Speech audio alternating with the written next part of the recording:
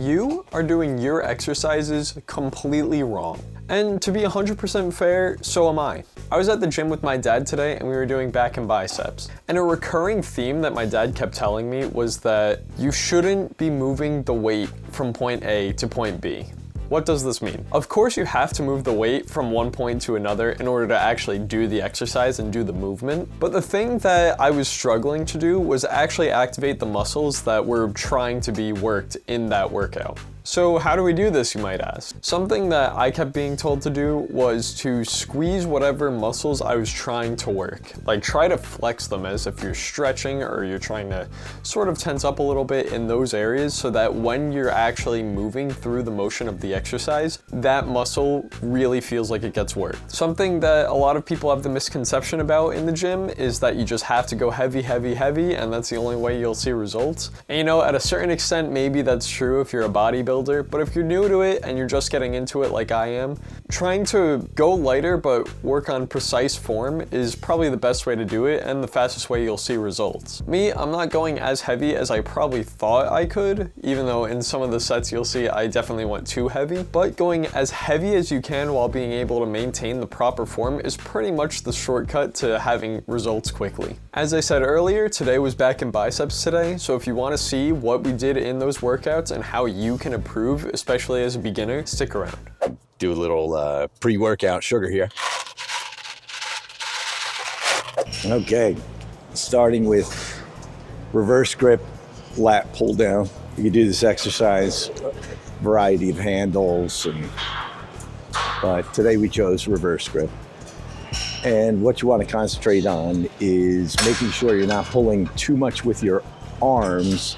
What you want to do is drive your elbows down, keep your chest up, and squeeze the muscles of your upper back.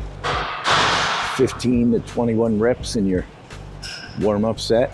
Get your body in the groove of doing this exercise. Yeah, so what you want to do is kind of look up at the pulley and keep your chest up and squeeze your shoulder blades together. Try to keep that position and try not to squeeze with your biceps as much. Try to squeeze with the muscles of your upper back right around the shoulder blade. The easiest way to keep that form is to make sure your shoulder blades are pinched together from the start and then keep that stability going and nice and slow and controlled. It really doesn't matter. Again, you want to try to remember you're not just trying to like get the bar from point A to point B. Yeah. You really want to squeeze the muscles, and it almost looks like a shorter range, but you want to make sure the muscles you're trying to work in that exercise are the ones doing the work. A seated cable row with the close grip. Again, you want to do everything nice and slow and controlled, especially an exercise like this where you're relying on your low back for the stability, but the same form in almost every back exercise. You're nice and tall. You want to concentrate on pinching your shoulder blades together to activate the muscles in your upper back. With your arms, you really just want to hook on with your hands. You don't want to squeeze everything through your arms as much. Don't let them take any of the weight load off of the muscles of your low back, or I'm sorry, of your upper back. And again, just driving your elbows back helps you concentrate on the form of this exercise. Nice extended warm-up set. Get your body in the groove, and then we're ready to work. Good. Now, knees are slightly bent. Obviously, you don't want your legs to be straight and locked out. But you want to sit up nice and tall and stick your chest up a little bit. There you go. So that you're nice and stable, especially through your low back. And you want to try to pinch your shoulder blades together. You want to squeeze your shoulder blades together and really start to get the muscles of the upper back engaged. Back day is so easy. Yeah. You really do have to push yourself because your back is probably pretty strong as compared to a lot of the other exercises. It's and pulling is so much. It's so much less intimidating than pushing exercises, like keeping the heavy dumbbells away from your face. Yeah.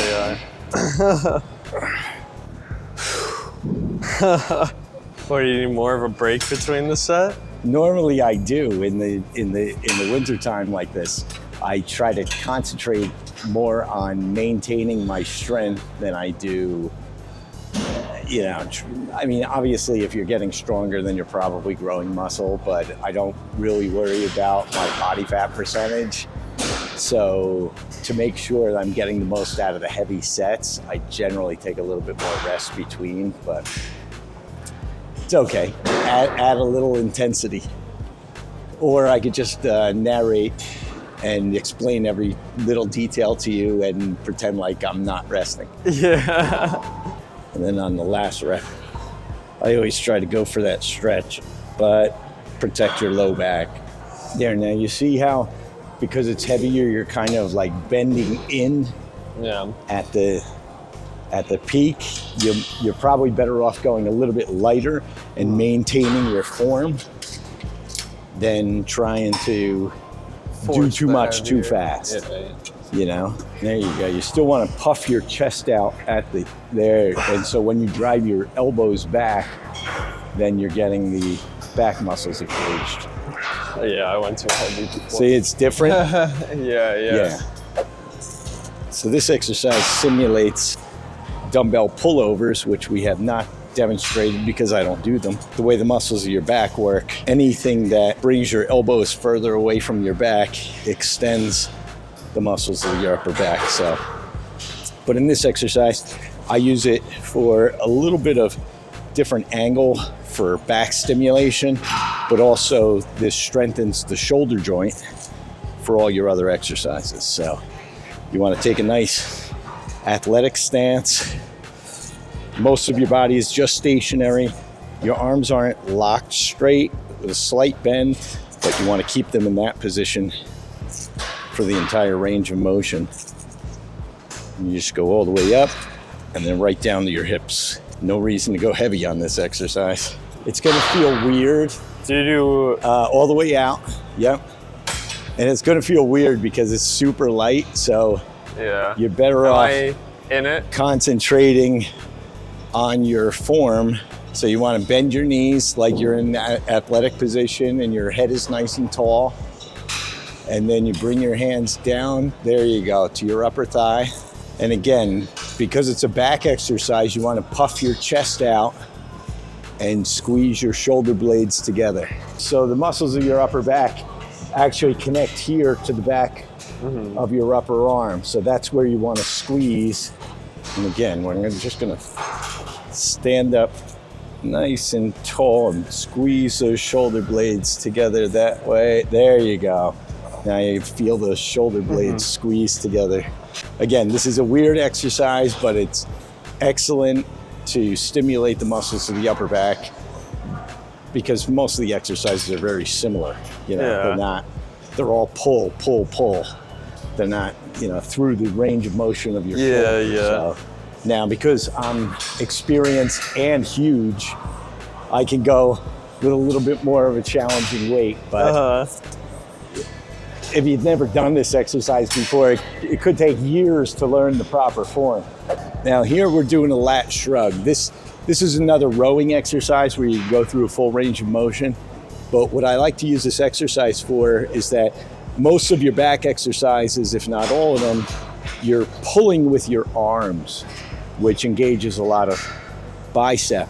So what I like to do is just get a good stretch and squeeze my shoulder blades together. Your arm's gonna bend a little bit. It's only natural, your body wants to do that, but you just wanna squeeze your shoulder blades together and then get a stretch. And this engages the muscles of the upper back without letting the biceps cheat and help you with the work.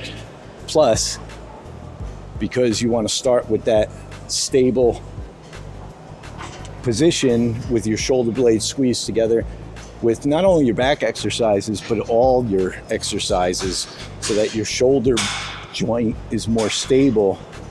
This is a great exercise to strengthen that and really target the muscles of the upper back, again, without having the arms cheat in too much. Your arms look like they're longer than mine. You might want to adjust, pull this up, and then, yeah, slide that back. Just give you that little bit extra room. Yeah. Now, see, your arms want to pull just like every other back exercise. But you're literally just trying to pull your shoulder blades exactly. back like you see, and your natural instinct is that your arm is going to try to pull in anyway. Just going like but this. you really just want to do a quick little shrug, pinch your shoulder blades together, and then stretch them out. Now, this little exercise is going to help you from when you get older. You know how you see older people, they're kind of rounded shoulders and they're bent over. Mm-hmm. This is going to super help with posture. Nice and slow. Like when you squeeze it back, squeeze for 3 seconds, and then at the front, let it stretch for 3 seconds. It's kind of weird, you know, something that you're not used to doing every day, but really, really effective exercise. These are so like bizarre feeling. Yeah, definitely. I feel like I'm not moving at all. Yeah. Like well, it's just that little bit of range of motion to pinch your shoulder blades together, and you know, highly effective.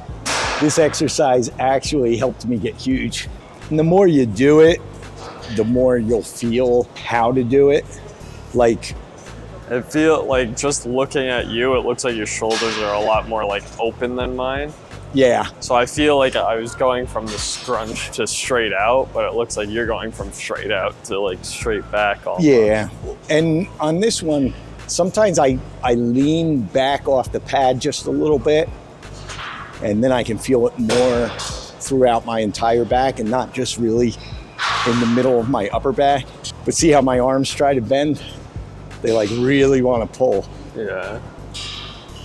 Yeah, see, I think because I don't want to be that older person who has, you know, like upper back scoliosis or anything, that I think I constantly walk around all day pinching my shoulder blades together so that I am taller. I guess that's probably why. I mean, I've been doing this exercise for years, and it's definitely helped. Okay, the first thing I want to do is show you how to set this up in case I'm not here. The seat is a little too low. See how my shoulders are up this way? Again, we want to use that stable posture with your shoulder blades squeezed together. So even though the seat might feel like it's a little high, it's not.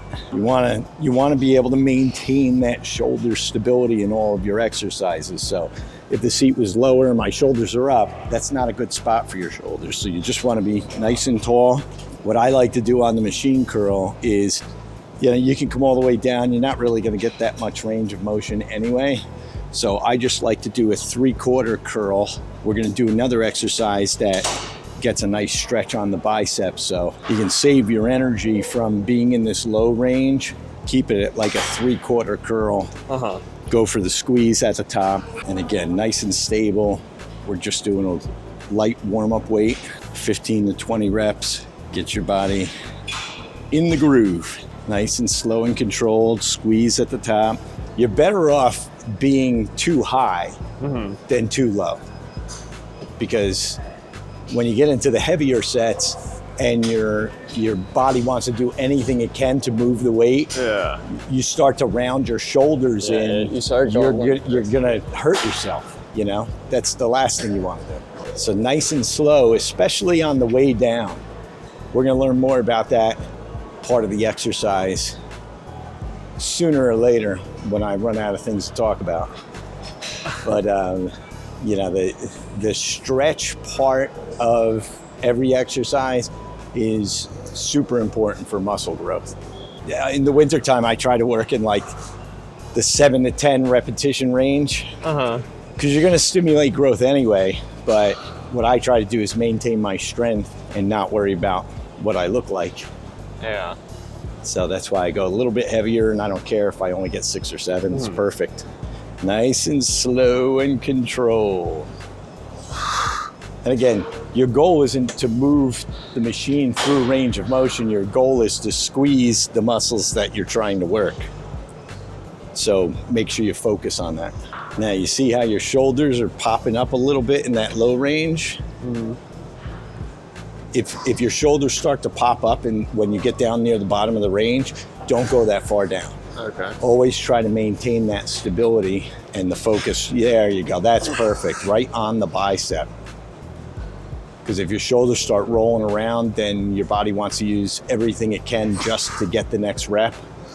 And you really want to try to keep the focus on the muscles you're working. So that's perfect. So I went a little heavier.